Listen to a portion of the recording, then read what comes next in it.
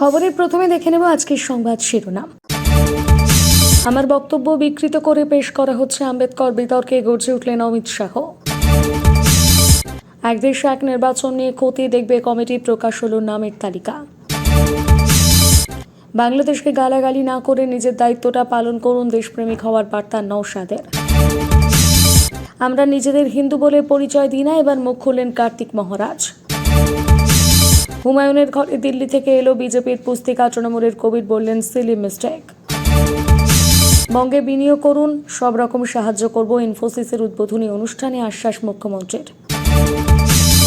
মুম্বাই এলিফ্যান্টা গুহার কাছে যাত্রীবাহী লঞ্চের ধাক্কা, নৌসেনার স্পিড বোর্ডের মৃত 13, আশঙ্কাজনক 2। বৃষ্টির ভ্রুকুটিতে ফিকে শীতের আমেজ, বড়দিনে ফিরবে ঠান্ডা, বড় আপডেট দিলেও অফিস। আপনি কোন জেলা থেকে আমাদের ভিডিওটি দেখছেন অবশ্যই কমেন্টের মাধ্যমে জানাবেন। আমার বক্তব্য বিকৃত করে পেশ করা হচ্ছে, দেশজোড়া বিতর্কের আবহে গর্জে উঠলেন স্বরাষ্ট্রমন্ত্রী অমিত শাহ। সাফ বললেন, আমি এমন একটি দলকে প্রতিনিধিত্ব করি যে দলে আম্বেদকরকে অসম্মান করার কথা কেউ ভাবতেও পারে না। এরপরই ফের সুর চড়ান কংগ্রেসের বিরুদ্ধে, তুলে আনেন ভারতরত্নের প্রসঙ্গ। ফের একবার আক্রমণের ধার বাড়িয়ে বলেন, বাবা সাহেব আম্বেদকরকে অসম্মান করেছে কংগ্রেস, তাকে ভারতরত্ন দেওয়া হয়নি। সেখানে কংগ্রেস সরকার ছিল, সেখানে আম্বেদকরের মূর্তি তৈরি করতে দেওয়া হয়নি। এখানেই না থেমে মোদির হয়ে ধরতে দেখা যায় তাকে। বলেন, এর আগে প্রধানমন্ত্রী নরেন্দ্র মোদীর বক্তব্য বিকৃত করে এরা বিতর্ক তৈরির চেষ্টা করেছিল।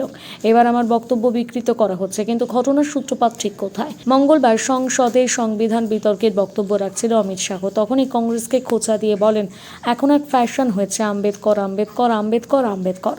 এতবার যদি ভগবানের নাম নিত তাহলে স্বর্গের জায়গা পেত। তার এই মন্তব্যের পরই ক্ষোভে ফেটে পড়েন বিরোধী শিবির। সেই রেশ চলে এদিনও। বুধবার সংসদ চত্বরে বিক্ষোভ দেখাতে দেখা যায় বিরোধী শিবিরের সাংসদদের। সুর চড়িয়েছেন তৃণমূল সুপ্রিমো মমতা বন্দ্যোপাধ্যায়। মমতার দাবি, আসলে বিজেপির মুখোশ খুলে যাচ্ছে, ওদের দলিত সম্পর্কে আসল মনোভাব এবার সামনে চলে এসে যাচ্ছে। যদিও বিতর্কের আবহে আগেই আবারও শাহের হয়ে ব্যর্থ হতে দেখা গিয়েছিল খোদ প্রধানমন্ত্রী নরেন্দ্র মোদীকে। কংগ্রেসকে খোঁচা দিয়ে এদিন এক্স হ্যান্ডেলে তিনি লেখেন, দেশবাসী বারবার দেখছে কংগ্রেস কিভাবে বাবা সাহেব আম্বেদকরের পরম্পরাকে নিশ্চিহ্ন করার চেষ্টা করেছে। মোদীর মন্তব্য নিয়ে চর্চার মাঝে এবার নতুন চর্চার শাহী মন্তব্য নিয়ে। এক দেশ এক নির্বাচনের জন্য মঙ্গলবার সংসদে বিল পেশ করা হয়। সেই বিল পর্যালোচনা করতে গঠিত হলো যৌথ সংসদীয় কমিটি। সেই কমিটিতে অন্তর্ভুক্ত সমস্ত সাংসদের নাম ঘোষণা করা হয়েছে। এই জেসিপির জন্য লোকসভার 21 জন এবং রাজ্যসভা থেকে 10 জন সাংসদের নাম বেছে নেওয়া হয়েছে। তালিকায় রয়েছেন প্রিয়াঙ্কা গান্ধী, মনীষ তিওয়ারি, কল্যাণ বন্দ্যোপাধ্যায় প্রমুখ সাংসদের নাম। বাঁশুরীর স্বরাজ, সম্বিত পাত্র এবং অনুরাগ ঠাকুর সহ 10 জন বিজেপির সাংসদ রয়েছেন এই তালিকায়। তৃণমূল কংগ্রেসের কল্যাণ বন্দ্যোপাধ্যায় নাম বেছে নেওয়া হয়েছে। এই কমিটিতে আগামী অধিবেশনের শেষ সপ্তাহের প্রথম দিনের মধ্যে প্রতিবেদন জমা দিতে হবে। এই জেপিসির জন্য 10 জন রাজ্যসভার সাংসদের নাম শীঘ্রই ঘোষণা করা হবে। ভোট দেওয়ার পর এক দেশ এক নির্বাচনের জন্য বিলটি পুনরায় উত্থাপন করা হবে। মঙ্গলবার আইনমন্ত্রী অর্জুন মেঘওয়াল লোকসভায় এক দেশ এক নির্বাচন বিল পেশ করেছেন। বিরোধী দলীয় সাংসদরা এর বিরোধিতা করেন। এরপর বিলটি উপস্থাপনের জন্য ইলেকট্রনিক ভোটিং হয়। কয়েকজন সাংসদ আপত্তি জানান, স্লিপ দিয়ে পুনরায় ভোট করা হয়। এদিকে বিল পেশ করার সময় লোকসভায় অনুপস্থিত 20 জন সাংসদকে নোটিশ পাঠাচ্ছে বিজেপি। হাউসে তাদের উপস্থিতির জন্য পার্টি হুইপ জারি করেছিল। সুপ্রিয় দর্শক, আমাদের খবরগুলো আপনাদের ভালো লাগলে অবশ্যই লাইক করে দেবেন, এতে আমরা আরো উৎসাহ পাবো। ওপার থেকে আক্রমণ হচ্ছে লাগাতার। ভারত বিদ্বেষের বিষ বাষ্পে পড়ছে বাংলাদেশ। এবারে থেকেও যাচ্ছে প্রতিরোধের বার্তা। কখনো কলকাতা সহ ভারত দখলের ডাক, কখনো ছেড়ে কথা না বলার হুঁশিয়ারি। সরগরম সোশ্যাল মিডিয়া, সরগরম রাজনীতির আঙিনা। ওদিকে সুর চড়াচ্ছেন বিএনপি নেতা থেকে কট্টরপন্থীরা। এবারে সুর চড়াচ্ছে বিজেপি সহ একাধিক দলের নেতারা। আর এর মধ্যে দেশপ্রেমিক হওয়ার বার্তা আইএসএফ বিধায়ক নওশাদ সিদ্দিকী। তার দাবি, কিছু রাজনৈতিক দল যেমন কত বড় হিন্দু প্রেমিক তা প্রমাণে উঠে পড়ে লেগেছে, তেমনি এখন আমাদের মধ্যে কিছু মানুষ কেউ কত বড় দেশপ্রেমিক তা প্রমাণে উঠে পড়ে লেগেছে। সোজা কথায় বাংলাদেশ নিয়ে তো ক্ষোভ রয়েছে, কিন্তু এবারে তার বিনিময়ে যা চলছে তাতে মোটেও খুশি নন নওশাদ। খানিক ক্ষোভের সুরেই বলেছেন, আমাদের দেশে তাহলে একটা সার্কুলার দেওয়া হোক না, স্বরাষ্ট্র মন্ত্রক থেকে বলা হোক বাংলাদেশের লোক এখানে চিকিৎসা পাবে না, বাংলাদেশের লোককে আমরা চিকিৎসা দেব না, বাংলাদেশের বই এখানে বিক্রি হবে না। সেগুলো কিন্তু দিচ্ছে না, কারণ ওরা ভালো করে জানে এগুলো করলে দুটো দেশের সম্পর্ক আরও তলানিতে যাবে, নিরাপত্তার দিকে বেশি ক্ষতি হবে ভারতের। এই ভিডিওতে আমরা 500টি লাইক টার্গেট করেছি। আশা করি আপনারা লাইক করে আমাদেরকে আরও উৎসাহিত করবেন। ফেরহাদ হাকিম যা বলেছেন সেটাই ঠিক, আমরা সেটা পারি না। কলকাতার মেয়রের মন্তব্য নিয়ে এবার মুখ খুললেন কার্তিক মহারাজ। তার দাবি, কোরআনের নির্দেশ অনুযায়ী কথা বলেছেন ফেরহাদ হাকিম।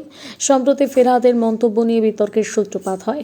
তার মন্তব্যের বিরোধিতা করে তৃণমূলও। এই ধরনের মন্তব্যের সঙ্গে দলের কোনো সম্পর্ক নেই বলে জানানো হয় দলের তরফে। ফেরহাদ বলেছিলেন, বাংলায় আমরা 33%, কিন্তু দেশে আমরা 17%। আমাদের সংখ্যালঘু বলা হয়, কিন্তু আমরা নিজেদের সংখ্যালঘু বলে মনে করি না। আমরা মনে করি উপরওয়ালার আশীর্বাদে একদিন আমরা সংখ্যাগুরুর চেয়েও সংখ্যাগুরু হতে পারি। উপরওয়ালার আশীর্বাদে এটা আমরা হাসিল করব। সেই মন্তব্য সম্পর্কে প্রতিক্রিয়া দিতে গিয়ে কার্তিক মহারাজ বলেন, ফেরহাদ হাকিম আমাদের অনেক কল্যাণ করেছেন, ভালো করেছেন। বুধবার কালনায় সনাতনী ঐক্য মঞ্চ প্রতিবাদ সভায় উপস্থিত ছিলেন কার্তিক মহারাজ। ফেরহাদকে কার্যত কটাক্ষ করে তিনি বলেন, ফেরহাদ হাকিম সর্বাগ্যে তিনি পরিচয় দিচ্ছেন যে তিনি একজন মুসলমান। তিনি কোরআনের অনুগামী। তার ধর্মগ্রন্থে যা নির্দেশ আছে সেই নির্দেশ তিনি পালন করছেন। এটা খুবই আনন্দের কথা। এরপর তিনি আরও বলেন, আমরাই শুধু নিজেদের হিন্দু বলে পরিচয় দিই না। আর বিবেকানন্দ বলে গিয়েছিলেন, আমি নিজেকে হিন্দু বলতে গর্ববোধ করি। আমরা সেই বিবেকানন্দর অনুগামী। ফেরহাদ হাকিম আমাদের চোখ খুলে দিয়েছেন বলে মন্তব্য করেছেন কার্তিক মহারাজ। তার কথায়, আজ যারা চোখ থাকতে বলতে পারে না তারা অন্ধ বোবা। শেষ পর্যন্ত দেখুন ভিডিওটি, আছে আরও বড় বড় গুরুত্বপূর্ণ খবর। মুর্শিদাবাদের ভরতপুরে তৃণমূল বিধায়ক হুমায়ুন কবিরের বাড়িতে দিল্লি থেকে এলো বিজেপির পুস্তিকা এবং প্রশংসাপত্র। স্বয়ং প্রধানমন্ত্রী দপ্তর থেকেই পুস্তিকা পাঠানো হয়েছে। দ্বিতীয় প্রশংসাপত্রটি এসেছে বিজেপির কেন্দ্রীয় দপ্তর থেকে। গোটা ঘটনাটিকে সিলি মিস্টেক বলে দাবি করেছেন হুমায়ুন। সূত্রের খবর, মঙ্গলবার বিকেলে হুমায়ুনের বাড়িতে রেজিস্ট্রি পোস্টে বিজেপির পুস্তিকা আসে। প্রধানমন্ত্রীর দপ্তর থেকে আসা পুস্তিকায় কেন্দ্রীয় সরকারের বিভিন্ন সাফল্যের কথা সবিস্তারে রয়েছে। এছাড়া বিজেপির কেন্দ্রীয় দপ্তর থেকে এসেছে একটি প্রশংসাপত্র। দলের হয়ে সদস্য সংগ্রহ অভিযানে গুরুত্বপূর্ণ ভূমিকা নিলে বিজেপি নেতা কর্মীরা ওই প্রশংসাপত্র পেয়ে থাকেন। দিল্লি থেকে আসা পত্রে হুমায়ুনকে বিজেপি নেতা বলে উল্লেখ করা হয়েছে। সদস্য সংগ্রহ অভিযানে গুরুত্বপূর্ণ ভূমিকা নেওয়ার জন্য তাকে ধন্যবাদ জানানো হয়েছে। বিজেপির রাজ্য স্তরে আগামী দিনের কর্মসূচিও তাতে বর্ণনা করা হয়েছে। গোটা ঘটনাটিকে ভুল বলে উড়িয়ে দিয়েছেন তৃণমূল বিধায়ক। তিনি জানিয়েছেন, এক সময় তিনি বিজেপির সঙ্গে যুক্ত ছিলেন, সেই কারণে এমন ভুল হয়ে থাকতে পারে। তবে এই ধরনের ভুল একেবারেই কাম্য নয় বলে জানিয়েছেন হুমায়ুন কবির। বলেন, 2019 সালে বিজেপির জন্য জেলা 10,000-এরও বেশি সদস্য তৈরি করেছিলাম। রাজ্য বিজেপির গুরুত্বপূর্ণ পদেও ছিলাম। তখন থেকে নিয়মিত এই পুস্তিকা আমার কাছে আসে, কিন্তু তৃণমূলে যোগ দেওয়ার পর এটা কাম্য নয়। এই ধরনের সিলিমিস্টিক বিজেপির কেন্দ্রীয় নেতৃত্বের করা উচিত হয়নি। তথ্য প্রযুক্তি ক্ষেত্রে বাংলা হয়ে উঠেছে ভারতের অন্যতম গন্তব্য। রাজ্যে বিনিয়োগ করলে সব রকম সহায়তা করবে সরকার। বুধবার বিকেলে তথ্য প্রযুক্তি সংস্থা ইনফোসিসের নয়া ক্যাম্পাসের উদ্বোধনী অনুষ্ঠানে এমনটাই বললেন মুখ্যমন্ত্রী মমতা বন্দ্যোপাধ্যায়। বললেন, শুধু ইনফোসিসের জন্য নয়, বাংলার জন্য আজকের দিনটি ঐতিহাসিক। এর ফলে কয়েক হাজার ছেলেমেয়ের কর্মসংস্থান তৈরি হবে, এমনটাই বিশ্বাস তার। বুধবার বিকেলে নিউ টাউনের হাতিশালা ইনফোসিসের দ্বিতীয় ক্যাম্পাসের উদ্বোধন হয়েছে। উদ্বোধন করেছেন মুখ্যমন্ত্রী মমতা বন্দ্যোপাধ্যায়। সেখানেই মমতা বলেন, বাংলা এখন শিল্পের জন্য আদর্শ জায়গা। একাধিক সংস্থা বাংলায় শিল্প গড়ে তুলেছে, আগামী দিনেও করবে। এর মধ্যে একাধিক তথ্য প্রযুক্তির সংস্থা রয়েছে। আমরা আমেরিকার ধাঁচে এখানে 2000 একর জমির ওপর সিলিকন ভ্যালি তৈরি করেছি। সেখানে 27,000 কোটি টাকার লগ্নি হয়েছে। তা থেকে অদূর ভবিষ্যতে 75,000 কর্মসংস্থান হবে। এছাড়াও রাজ্যে 22টি আইটি পার্ক গড়ে তোলা হচ্ছে। এরপরই মুখ্যমন্ত্রী বলেন, যখন ক্ষমতায় এসেছিলাম তখন রাজ্যে কোনো সুযোগ ছিল না, কিন্তু এখন সেই সুযোগ তৈরি হয়েছে। আজ বাংলাদেশের অন্যতম আইটি কেন্দ্র হয়ে উঠেছে। এটি আমাদের জন্য গর্বের। মুম্বাইয়ের গেটওয়ে অফ ইন্ডিয়া থেকে রওনা দেওয়ার পর আরব সাগরে দুর্ঘটনার কবলে পড়ল একটি লঞ্চ। যাত্রীদের নিয়ে ডুবতে শুরু করে লঞ্চটি। বুধবার বিকেলে গেটওয়ে অফ ইন্ডিয়ার সংলগ্ন ফেরিঘাট থেকে এলিফ্যান্টা গুহা যাওয়ার সময় দুর্ঘটনাটি ঘটে।